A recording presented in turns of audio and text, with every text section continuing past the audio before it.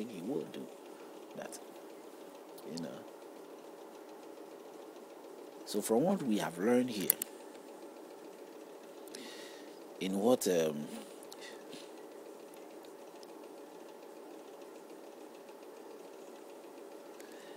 we have learned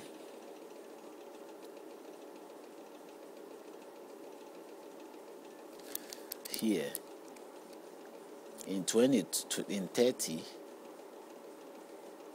of 18, Leviticus 18,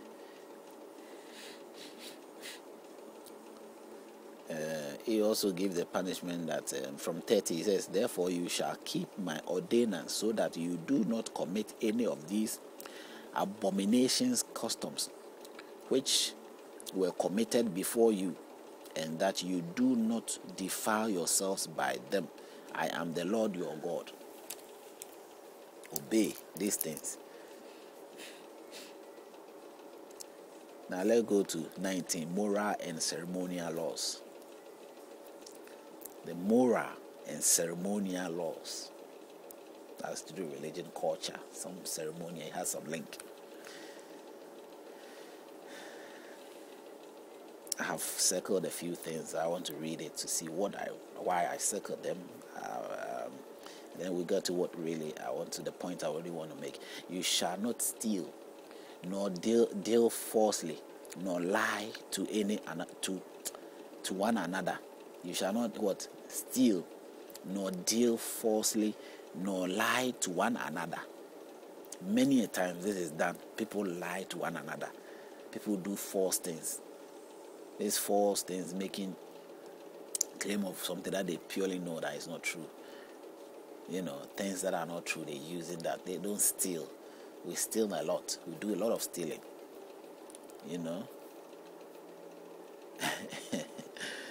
Oh, if we go through to 20, it says, you shall not make any cuttings in your flesh for the dead, nor tattoo any marks on you. I am the Lord.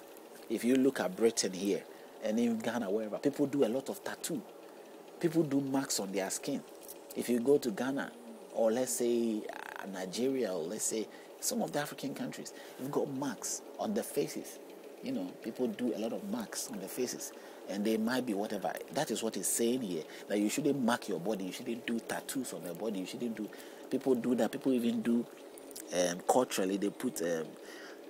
pins, sometimes even in their private parts, they put all sort of pins in the body and dug the holes into it. You can imagine what is happening.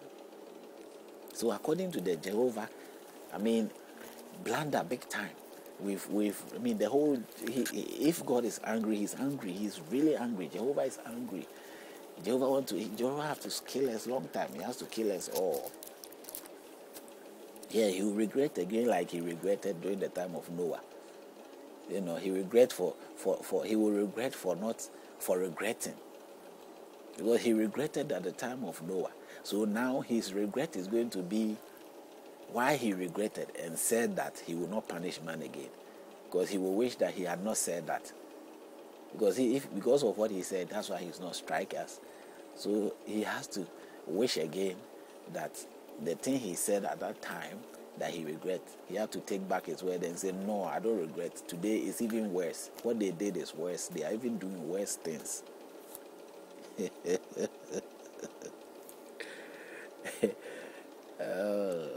Life is strange. Life is really strange. And if we go to it says, you shall not make any cuttings in your flesh. That is Leviticus 19. I see a lot of tattoos, they've got a society that call themselves, a name of God's people or whatever, and they got these marks. They just do it freely. You go to churches, you find some of them there. There are so many. There's the David guy, the David Blake, that I had to spend a night with in what do you call it, the hotel Ramada, the Ramada Hotel. the Ramadan Hotel, a Ramadan Hotel. That is what this thing is for. This logo.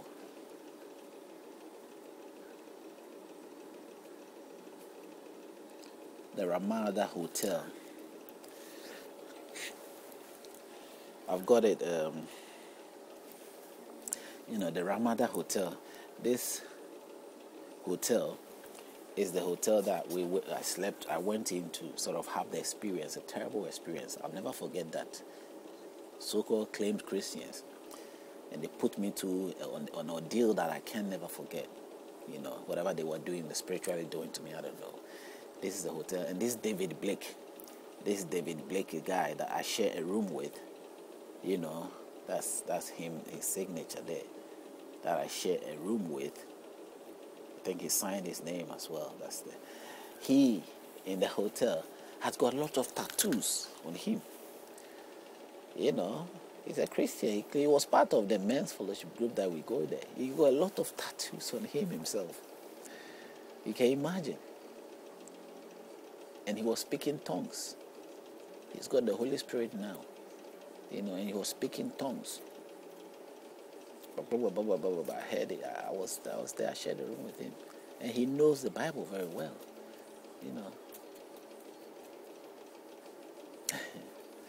Life is very strange, Life is very strange. I don't know how we think. And he was there in a church and several times campaigning, and he's whether he's pretending or I don't know. Sometimes I don't understand why we do what we're doing, or why something inside us, adapt us, use us, live all the life we want to live, and then later on, the thing begins to sort of pretend or some sort of chameleonize itself to demonstrate some sort of hypocritical approach. And most of it, that is what we find. That is who we are. We find ourselves in the church. There isn't a single person in any of these religious groups who, down from head to toe, to the usher, to the pope, to the ushers, who has got a history or still have got issues regarding which this book does not point out, that they have to live with that guilt.